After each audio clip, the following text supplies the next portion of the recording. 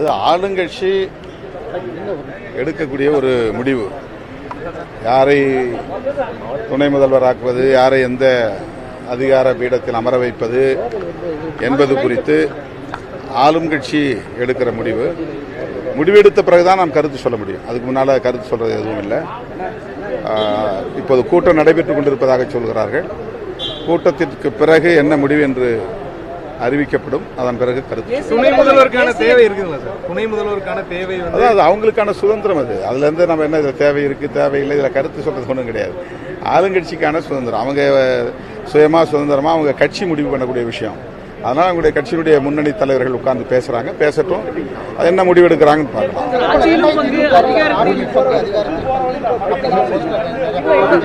அது குறித்து நான் ஏற்கனவே போதிய விளக்கம் சொல்லிவிட்டேன். திரும்ப திரும்ப அந்த கேள்வி கேட்க வேண்டாம்.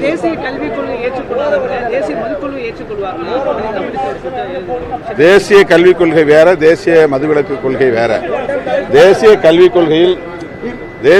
கொள்கையில் தமிழ்நாடு மட்டுமல்ல, இன்னும் ஒரு சில மாநிலங்களும் கருத்து முரண்பாடு கொண்டிருக்கின்றன. நடைமுறைப்படுத்துவதிலே தயக்கம் இருக்கிறது. விடுதலை சிறுத்தைகளை பொறுத்தவரையில் தேசிய கல்விக் கொள்கையை அப்படியே ஏற்று நடைமுறைப்படுத்த முடியாத ஒரு சிக்கல் இருப்பதாக உணர்கிறோம். அதனால் எதிர்க்கிறோம். தேசிய மதுவிலக்கு கொள்கை என்பது தேசிய அளவிலான மனித வளத்தை பாதுகாக்க வேண்டிய தேவை இருக்கிறது. தமிழ்நாடு மட்டுமல்ல, இந்தியாவில் குஜராத், பீகார் ஆகிய மாநிலங்களை தவிர, நாகாலாந்து, மிசோரம் ஆகிய 2 சிறிய மாநிலங்களை தவிர எல்லா மாநிலங்களிலும் அரசு மதுபான வியாபாரத்தை செய்வதால் மனித வளம், தேசத்திற்கான மனித வளம் பாழாகிறது. அதனால் நம்முடைய அரசமைப்பு சட்டம் உறுப்பு எண் 47 படி தேசிய அளவிலான மதுவிலக்கு கொள்கையை வரையறுக்க வேண்டும், அதற்கு தனி சட்டம் இயற்ற வேண்டும் என்று நாங்கள் வலியுறுத்துகிறோம். தமிழ்நாடு அரசு மதுக்கடைகளை மூட வேண்டும் என்பது எவ்வளவு முக்கியமான கோரிக்கையோ, அதேபோல் இந்தியா முழுவதும் மதுக்கடைகளை மூட வேண்டும். இந்தியா முழுவதும் மதுக்கடைகளை மூடுவதற்கு தேசிய மதுவிலக்கு கொள்கை வேண்டும் என்று நாங்கள் வலியுறுத்துகிறோம்.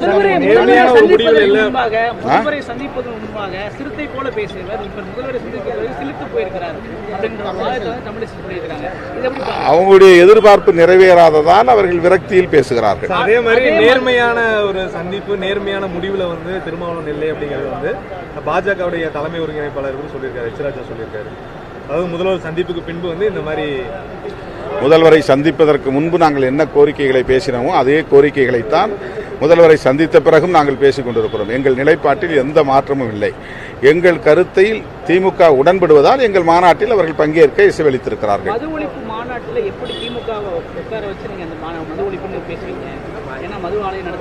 நாங்க பேசுறோமா இல்லையான்னு நீங்க மாநாடு நடக்கும்போது பாருங்க.